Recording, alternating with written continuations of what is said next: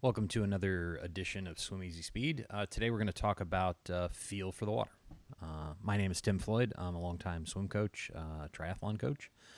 And this is, we're going to see some video today from one of the practices I coach at Magnolia Masters. And some of the solutions that I've tried to come up with for triathletes who are limited with time in the water. And what I mean by that is, how do we get technique, fitness in a very limited amount of time? When triathletes typically have 3, maybe 4 hours a week of swim training time to train for an Ironman, and a lot of times with no previous swim experience.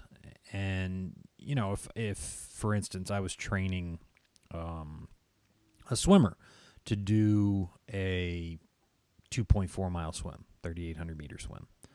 What would that look like? Typically you'd have somewhere in the range of about 20 hours a week of training. And, you'd probably, if you wanted the swimmer to be competitive, I think you could probably get away with a minimum of about 45,000 in a week. It would be a lot higher intensity. And then, some of those swimmers that are swimming kind of U.S. Open Water Nationals, kind of at the FINA level, maybe on an international open water swims, they might be upwards of 75, even, some of the old school guys, kind of 100,000. So, when we're trying to do it on less than 10, with no, with no other kind of background in swimming, it's a lot. So you've got to basically find ways to put 10 pounds of flour in a 5-pound bag. And what you guys are going to see today is part of the solution that I've kind of been playing around with for a while now on how to do that. And, for this video, we're going to be talking about feel for the water and what that actually means and how to get at it a little bit more efficiently beyond just swimming yard after yard after yard, and you finally figure it out. So here we go. We'll start the video. We'll get into it. So here is one of the pieces of gear that we use. So it's called a sensory mitt. You can see it right there in the video. And it basically looks like a mitt, but with holes in it. So it's kind of like if you've got a gear bag, kind of a wet dry bag for swimming, where it's kind of a mesh material. This is what it looks like. That's a sensory mitt, and they're made by Aquavolo, and they've been doing a lot of really great equipment. They've built up a lot of great equipment that are really kind of constraint-led or constraint-based kind of equipment that really force your body and brain into making a certain movement. And that's what we're trying to do here. So effectively what I'm trying to do is get fitness and technique at the same time. And so with the sensory mitts, it's one of the pieces of equipment that we use to try and do that. And what they do effectively is they reduce the amount of feel that your hands have on the water. You can still feel the pressure on the water a little bit, but it makes you work a lot harder to get that pressure in the hopes that when you take them off, you're still working that hard, and your brain and nervous system and body will be like, oh, okay, that's how you do it. And typically what you do is you get this outsized feel for the water once you take them off. Conversely, if you think about how paddles are, where they give you a lot of pressure on your hands and a lot of feedback with the pressure on your hands, and then you take them off and you feel like you're slipping the water and can't grab it as well. So mitts are the exact opposite of that. So we'll kind of go forward, and you can see kind of some of the athletes swimming with them. These are slow-mo right here. The next video will be sped up a little bit. So here we are just kind of at regular speed. And, you can see in the video, I'll back it up again,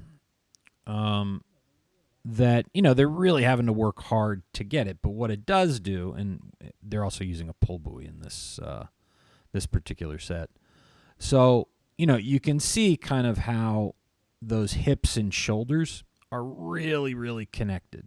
So they're moving, together. And this is with pretty much all of the athletes across the board that are using the mitts.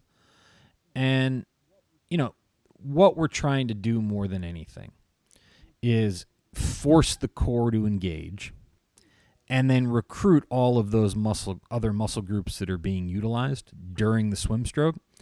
And the efficiency and the feel all come from that coordinated effort that's made over and over and over and over again, where the brain and nervous system and body don't have to work as hard, to where that coordination, as one muscle group kind of engages and another kind of relaxes or turns off, and the handoff from one group to another as you make that swim stroke. That's where the real efficiency comes from. That's where kind of the feel comes from. And getting that connection of, hey, how do I put more pressure on my hands?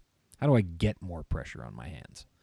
And so that's what this kind of, and I don't want to call it a drill, but this exercise in the practice is trying to help these athletes do. So this next video, we'll see kind of one athlete, and you'll kind of see it before and after. So here he is before, and you can see he's, just like everybody else, where, he's really having to work pretty hard to get the grab on the water, and he's not generating as much propulsion. And then here he is kind of without. So what you get to see is, hips and shoulders are really, really connected. So, and it's all connected through the core. There's a lot of stability. He doesn't have kind of a big bounce in the water as he goes through. He's pretty long on the water. And, basically is, you can see that his feet and aren't coming way, way wide apart trying to stabilize himself, because a lot of the stabilization is coming from that core engagement.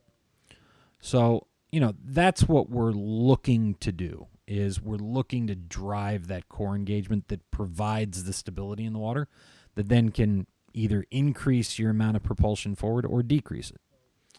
So that's one of the things that we do here at Magnolia Masters and Swim Easy Speed to try and get more efficient at becoming efficient in the water. And, we use a lot of different pieces of equipment and pieces of equipment in combination to elicit those different feels for the water.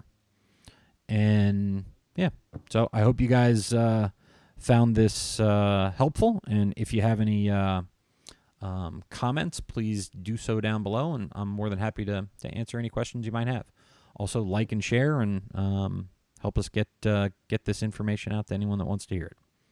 Thanks again.